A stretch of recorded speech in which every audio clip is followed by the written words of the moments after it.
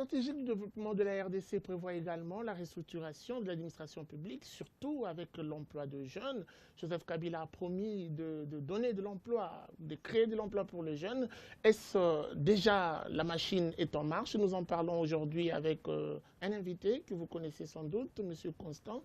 Nous allons également échanger sur ce que fait déjà le gouvernement, parce que certains parlent d'un gouvernement qui s'enlise, d'autres disent que c'est à féliciter. Est-ce que les jeunes peuvent dire, se réjouir aujourd'hui de cette réalisation, cette promesse du chef de l'État? Peut-on parler de l'emploi des jeunes, l'effectivité de l'emploi des jeunes en République démocratique du Congo? Monsieur Constant, bienvenue. Merci beaucoup. Alors, vous êtes notre invité. Nous allons parler en toute franchise et en toute liberté. On aimerait d'abord dire, est-ce qu'aujourd'hui, on peut se réjouir de cette promesse du chef de l'État, Joseph Kabila Kabange? Est-elle finalement effective, cette promesse? Vous savez, il faut le dire qu'au-delà de la promesse, il y a eu un programme gouvernemental qui a été élaboré sur la base, évidemment, de la vision du président Kabila, qui a en réalité retenu aussi bien un point concernant la réforme de l'administration publique, notamment à travers son rajeunissement. Parce qu'il est important de rappeler que plus ou moins 200 000 agents et fonctionnaires de l'État sont aujourd'hui éligibles à la retraite. Et donc, ce qui fait en réalité que l'administration publique ne soit plus à la hauteur des enjeux de l'heure, ne soit plus capable de pouvoir rendre service comme cela le devait en réalité. Et comme vous le savez si bien, l'administration publique était jusqu'ici devenue quasiment une poubelle où tout le monde devait s'y reposer, où tout le monde devait y avoir un matricule afin de pouvoir percevoir indûment. Et jusque-là, il n'y a aucune politique efficace pour réglementer un peu ce secteur. Absolument, absolument. Il faut reconnaître en réalité que, dépit, surtout l'avènement de l'actuel gouvernement et essentiellement aussi sous les auspices du chef de l'État, il y a eu beaucoup d'efforts qui ont été consentis au niveau de la réforme de l'administration publique au travers notamment du recrutement. On doit en parler. Qu'est-ce qui est déjà fait Donc c'est à partir de 2009 concrètement que la Banque mondiale avait soutenu le gouvernement de la République pour pouvoir recruter des jeunes professionnels. L'objectif était de pouvoir rajeunir l'administration publique, lui doter des nouvelles énergies. Et comme vous le savez, avant, c'était en réalité par des débauchages, par des recommandations. Il fallait être fils d'eux, il fallait être cousin d'eux, beau-fils, belle-sœur, etc. pour être engagé dans l'administration publique. Mais le gouvernement a contourné cette réalité. Le gouvernement a contourné cela en donnant de la chance à tous les jeunes, voire issus des familles modestes, pour pouvoir compétir et accéder à l'administration publique. Et nous sommes déjà à la 4e promotion de ce jeune. Il faut noter que c'est la 3e promotion. La 3e promotion, c'est la 3e promotion. La première ayant été recrutée vers 2009, 2010, 2012, etc. Mais il faut noter qu'aujourd'hui, il y a des problèmes majeurs qui se posent dans cette réforme d'administration publique.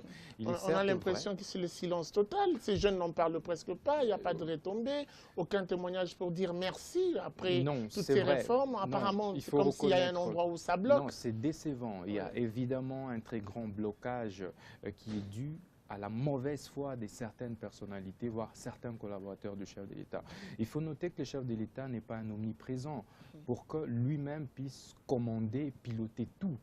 Il est là en réalité pour impulser la vision, superviser, et il a ses lieutenants qui sont appelés à exécuter cette vision à bon escient. Et le premier de ces lieutenants, c'est le Premier ministre. Donc vous voulez comme ça dire que le Premier ministre ne matérialise pas en mieux la vision du chef de l'État? Parce que vous parlez d'un blocage à ce niveau-là. Non, bien au contraire. Je crois qu'il faut être honnête lorsqu'on est républicain. Et vous savez, depuis l'avènement de l'actuel gouvernement, c'est vrai que l'œuvre humaine n'est jamais épargnée en réalité des imperfections, mais en matière de la réforme de l'administration publique, le Premier ministre Matata Ponyo s'y est engagé à bras-le-corps, s'est engagé avec dévouement, avec volonté, dextérité, efficacité. Ceci en vue en réalité Mais si déjà le Premier ministre et donc s'est c'est grâce à engagé, lui, il faut reconnaître que c'est grâce à lui en réalité que l'ENA a été mise en place, l'École nationale d'administration, ici en RDC. C'est grâce à lui que la 3e promotion a été recrutée en 2012. Et je rappelle que c'est plus ou moins 543 jeunes, voyez-vous, universitaires qui étaient recrutés sur base d'un concours transparent.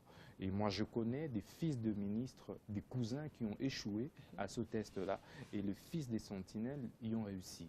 Et ça, c'est déjà un satisfecit qu'il faut jeter sur les gouvernements Matata. Cependant, il y a des blocages considérables ces jours. Les jeunes recrutés, aussi bien les 543 que les énarques, les 60 énarques, aujourd'hui sans autres, il faut reconnaître qu'ils ont été bien entendu intégrés dans l'administration publique conformément au statut. Ça veut dire qu'ils ont bénéficié de l'arrêté du ministère de la fonction publique qui leur avait octroyé... Ils sont déjà fonctionnaires de l'État. Ils sont fonctionnaires de l'État depuis en réalité janvier 2016.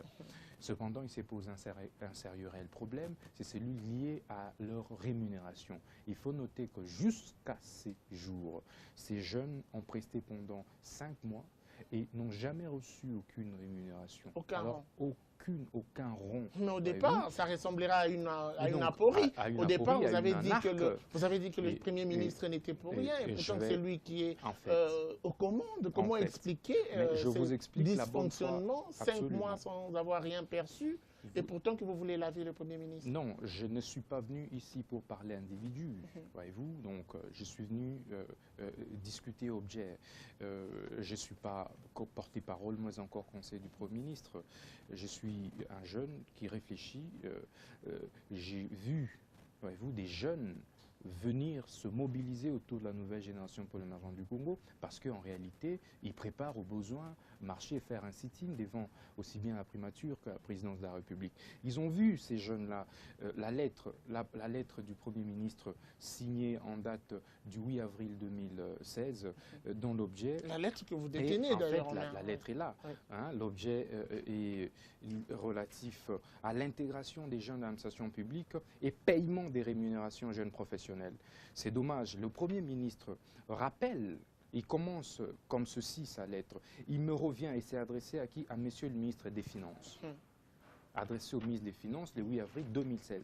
Il me revient de constater que malgré mes lettres, numéro CAB, barre PM, barre CR, barre MMN, barre 2016, barre 0666 et numéro CAB, barre PM, barre CR, barre GMG, barre 2016, barre 1829, respectivement du 10 février 2016 et du 25 mars 2016, les jeunes concernés n'ont pas encore perçu leur rémunération du premier trimestre 2016. Ça, c'est une désolation qu'exprime le Premier ministre. Ça veut dire qu'il avait, avant cette lettre, adressé 2 autres ministres des Finances. Monsieur Constant, je suis en train de bien suivre votre regard. Absolument. Vous accusez qui d'être à la base de cette situation? Non, nous accusons... Par rapport à votre analyse, cette lettre vous renvoie vers une personne. Nous ne sommes venus attaquer personne. Quel est l'objectif de votre démarche? L'objectif de la démarche, en réalité, est que le principe d'orthodoxie administrative soit en réalité respecté.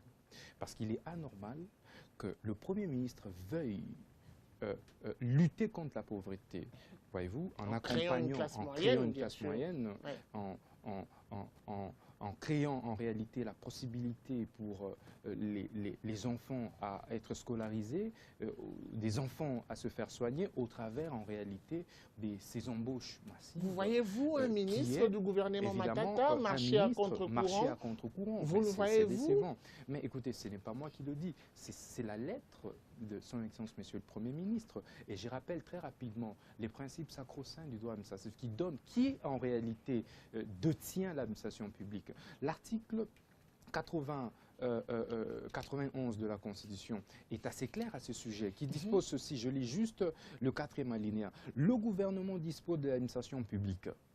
Ça, c'est l'alinéa 4. Mais comment, par quelle voie agit l'administration publique? C'est par voie réglementaire. Mais qui détient le pouvoir réglementaire? L'article 92 est clair, en disant ceci à son alinéa premier. Le Premier ministre assure l'exécution des lois et dispose du pouvoir réglementaire, cher Guy. Et donc, c'est le Premier ministre qui a la plénitude du pouvoir réglementaire dans ses attributions. Mais si le Premier ministre n'arrive pas à faire quelque chose, quelles sont alors les on attributions comprendrait qu'il y a d'un certaines ministre? situations qui lui échappent. Quelles sont alors... Non, écoutez, un Premier ministre, en réalité, au regard de notre Constitution, est appelé à tout gérer. Ouais. Je vais maintenant vous surprendre. L'article 93 vient corroborer cette disposition 92 en disant ceci. Le ministre est responsable de son département, point.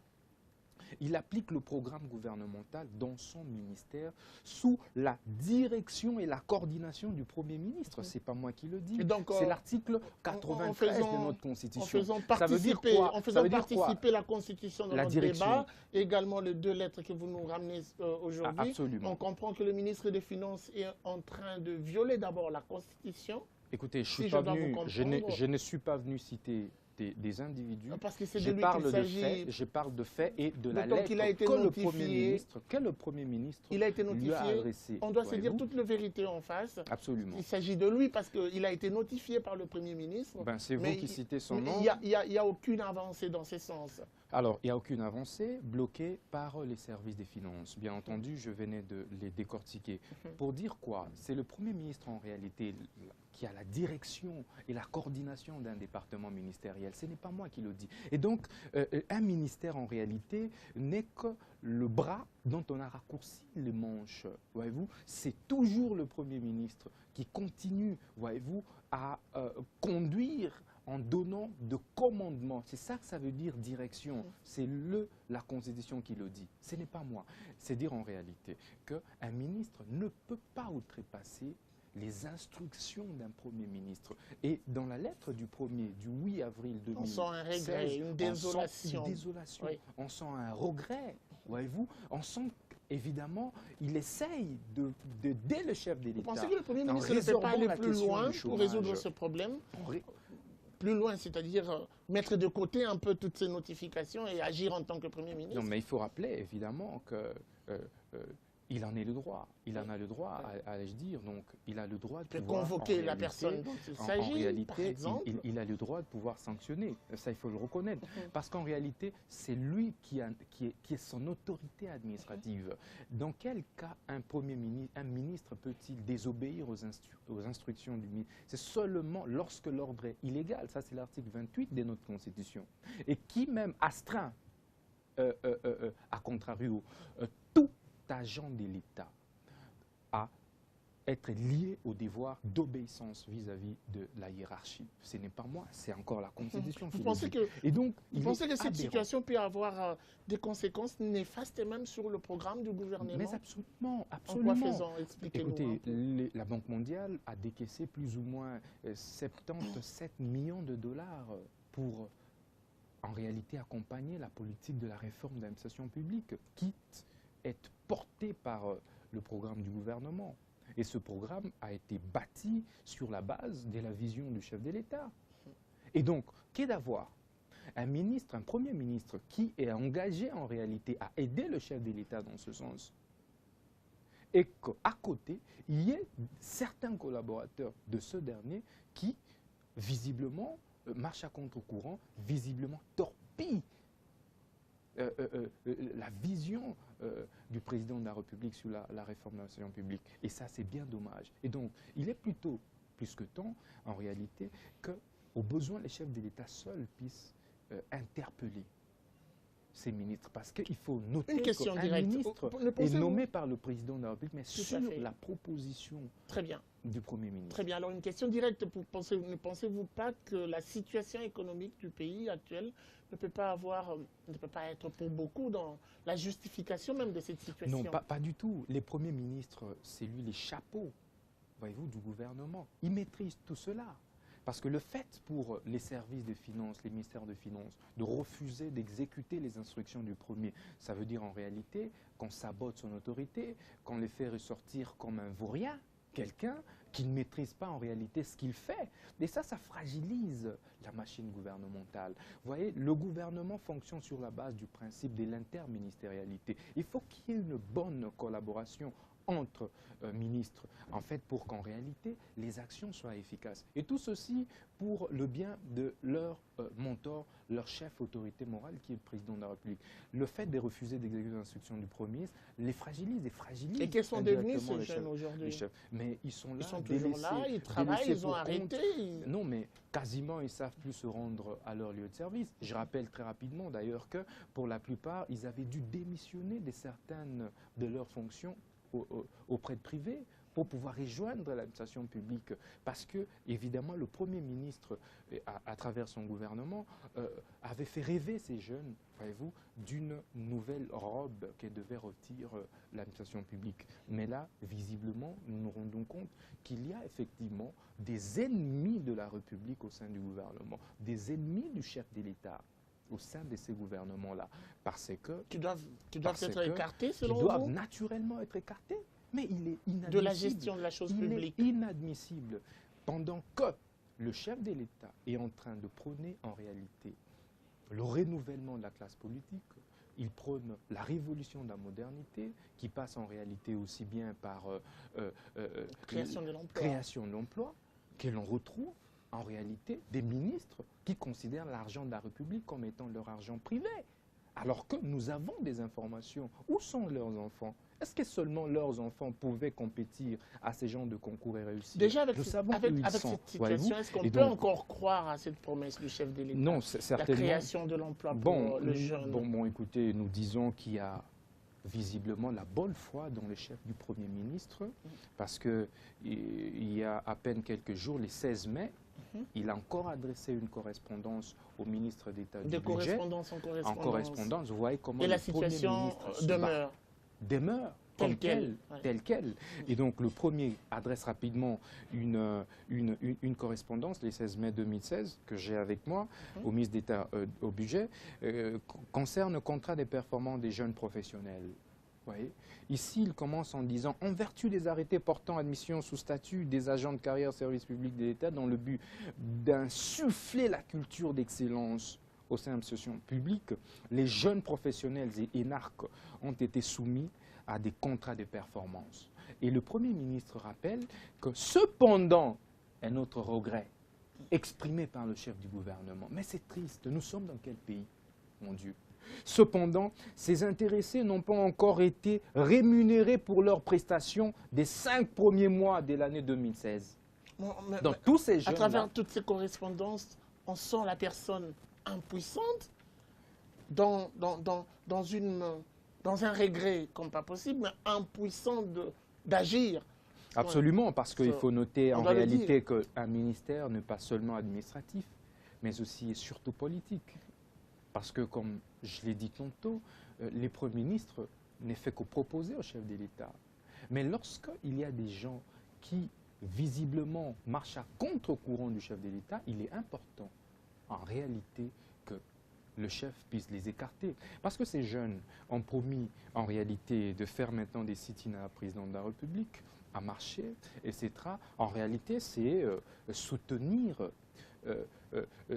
les différentes actions du Premier ministre qui vont en réalité dans le sens de les voir émerger. Le Premier ministre a prouvé au travers de toutes ces correspondances, je rappelle que c'est plus d'une lettre signée par ces pauvres premiers ministres, voyez-vous, qui ne connaît visiblement personne, il ne connaît pas ces jeunes, c'est plus de 600 jeunes cadre universitaire. Qui semble être un peu plus gentil avec le ministre concerné. Absolument. On sent vraiment dans toutes ces notifications que le Premier ministre fait un peu de beaux yeux. Un peu de beaux yeux, un peu de Et beaux pourtant yeux. Il a la possibilité de prendre des mesures sévères. Absolument. Mais qu'est-ce qui peut être à la base de cette situation? Non, mais comme je vous ai dit, ça n'a rien à voir avec la famille politique. Si. Nous savons la lettre ouverte à la majorité présidentielle. Nous avions toujours décrié que le président de la République n'avait pas d'école kabyliste. Maintenant que Matata veut créer une école, Joséphine, parce que ces 600 jeunes qui sont aujourd'hui engagés de manière transparente dans l'administration publique, chose inédite depuis près de 30-40 ans,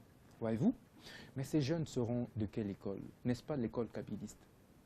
C'est ça que nous, nouvelle génération pour l'émergence du Congo, nous avions toujours prôné, qu'il faut renouveler la classe politique. Il y a beaucoup de vautours autour du chef de l'État. Selon vous, c'est une affaire, c'est une question de mauvaise foi? Mais c'est de la mauvaise foi. Un manque de volonté? Non, ce n'est pas un manque de volonté, c'est de la mauvaise foi. C'est des gens qui, en réalité, marchent à contre-courant de la vision du président de la République. Alors, selon vous, pour Parce finir... que ça n'a pas de sens qu'un ministre, en réalité, refuse d'exécuter les instructions du Premier ministre qui vont dans le sens d'aider le chef de l'État dans la lutte contre le chômage, vous êtes du côté de pistes et de solutions, la création d'emplois. Très bien, vous êtes du côté de solutions. Pour finir, quelle doit être la piste, le remède qu'il faut pour résoudre ce problème? Éjecter le ministre des Finances? C'est simple. Ou voilà, trouver un peu une solution palliative, c'est-à-dire 10%, 20%. Non, sincèrement, il faut très rapidement... Et calmer la chose. Non, rapidement, il faut commencer par remercier. Les chefs de l'État doivent s'impliquer et puis mettre hors d'état de nuire tous ces individus que lui a créés, mais qui ne lui servent pas en réalité. Visiblement, ça se voit que ces gens ne sont pas là pour lui, parce que si il travaille pour lui en réalité. Il pense avoir le droit de veto. Absolument, il a le droit de veto. Qu'il puisse en tant qu'autorité politique... Non, le collaborateur pense avoir le droit de veto. Parce qu'ils sont absolument, aux côtés du chef. Ils sont aux côtés du chef. Ils pensent, puisqu'ils bénéficient de la confiance du chef de l'État, ça c'est vous qui le dites, pouvoir abuser de cette confiance-là. Et ça, c'est bien dommage. Visiblement, nous ne sommes pas de la primature, mais nous remarquons une chose, c'est que le Premier ministre a manifesté la volonté de résoudre le problème. Et est bien engagé pour pouvoir accompagner le chef de l'État dans sa vision d'arriver sur la modernité, notamment en ce qui concerne la réforme de l'administration publique et notamment la création d'emplois. Cependant, il y a des seuls collaborateurs qui se liguent contre le Premier ministre. Parce que lorsque nous voyons ces genres de correspondance, nous sommes des observateurs indépendants, nous nous disons qu'il y a un problème. C'est dire qu'au-delà du G7, et nous l'avions dit, assurément, il se prépare une autre fronde. On a même l'impression qu'il y a deux ministères qui se rentrent dedans, le ministère des Finances et le ministère du Plan, avec la révolution de la modernité. Et vous vous rendez compte que, est-ce que ceux qui s'opposent à ces genres d'initiatives louables, qui consistent à aider des familles congolaises entières, parce que derrière ces 600 jeunes, c'est des centaines, des milliers de familles qui vont vivre derrière. Est-ce que ne se cache-t-il pas une espèce de deuxième fronde en préparation? Ces gens-là, ne sont-ils pas les futurs frondeurs dans les jours à venir? Merci. Et donc c'est une interpellation que nous lançons au chef de l'État pour qu'il assainisse et que très rapidement, il soutienne le Premier ministre dans ces démarches-ci.